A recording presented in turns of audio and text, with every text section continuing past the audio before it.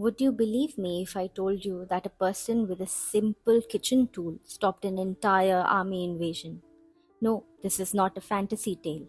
This really happened in India. Hey everyone, welcome to Koala and a Cup. Behind every name in history lies an incredible story. Today, let me share one with you.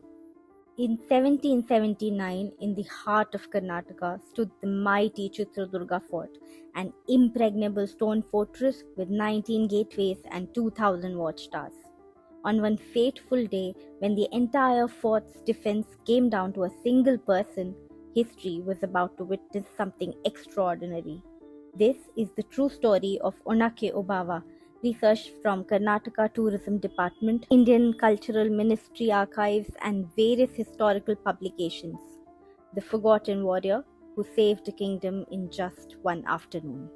Hyder Ali, the powerful ruler of Mysore and father of Tipu Sultan, had his sights set on this fort.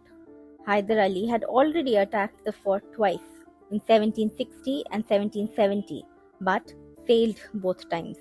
The fort's massive granite walls seemed impossible to breach. Hyder Ali's scout had discovered something that previous attacks had missed, a tiny crevice in the rocks, barely wide enough for a person to crawl through. This secret passage, known locally as Kindi, was so narrow that soldiers could only enter one at a time while crawling. It was the perfect plan. While the main army created a distraction at the gates, a select group of soldiers would infiltrate through this hidden entrance. Now, here's where our hero enters the story. Onake Obawa wasn't a trained soldier or a royal guard. She was simply the wife of Kahale Mudda Hanuma, a watchtower guard. She belonged to the Holaya community and lived a simple life within the fort's protection. Obawa's husband had gone home for lunch, leaving his post temporarily. During his meal, he asked for water, so Obawa took a pot and headed to a nearby pond to fetch some. This pond was located right next to the secret crevice that Hyder Ali's soldiers were using for their infiltration. Obawa was walking peacefully to collect water when she suddenly hears sounds from the rocks. She sees an enemy soldier emerging from the narrow opening and realizes more will follow one by one. In that split second, she had a choice: run and raise the alarm, potentially giving the invaders time to establish a foothold, or take an action herself. Obawa made a heroic decision. She was carrying an onake, a long wooden pestle traditionally used for pounding paddy grains. With remarkable presence of mind, she positioned herself near the exit of crevice and waited. As the first soldier squeezed through the narrow opening, completely vulnerable and unable to defend himself, Obawa struck with precision. But this was just the beginning. She had to think fast, dragging the fallen soldier away from the opening before the next one emerged, ensuring no trace was left behind. One by one they came, each soldier unaware of the fate that awaited them in that narrow passage.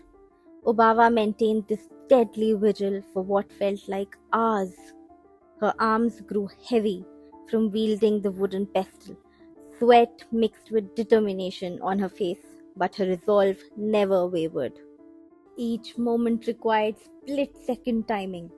Strike, drag, hide, return to position, wait. The slightest sound could alert the remaining soldiers. The smallest mistake could doom the entire fort. But Obawa had become something extraordinary, a one-person army defending her home. The narrow passage that was meant to be Hyder Ali's secret advantage had become a deadly bottleneck.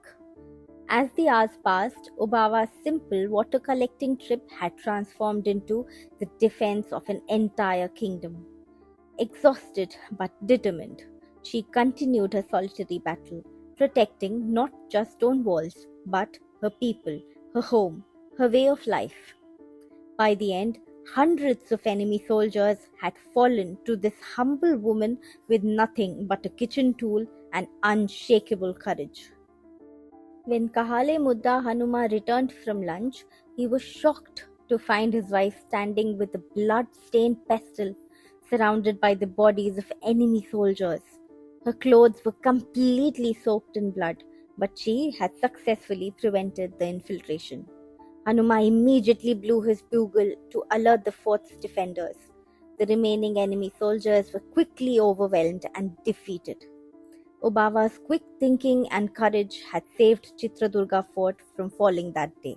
Tragically, Obava died the same day from wounds inflicted by the enemy soldiers. Today, the crevice is known as Onake Obava Kindi, that is, Obava's Passage, and you can still visit this exact spot. The government of Karnataka celebrates November 11th as Onake Obava Jayanti. There's a stadium named after her, and a statue stands in front of the district commissioner's office in Chitradurga. While the heroic stand saved the fort that day, Hyder Ali eventually captured Chitradurga later in 1779. But Obava's legend lived on. She is now celebrated alongside other legendary warriors of Karnataka like Abaka Rani, Keladi Chennamma, Kittur Chennamma, and Belawadi Malamma. Obava's story reminds us heroes aren't made by crowns, swords, or training. They're made by courage when everything hangs in the balance. If you enjoyed diving into history with me today, show some love with a like and comment your thoughts below. Subscribe to join me on more incredible journeys through time and hit that bell so you never miss a tale. Don't forget to share it with your friends and family. Until our next story.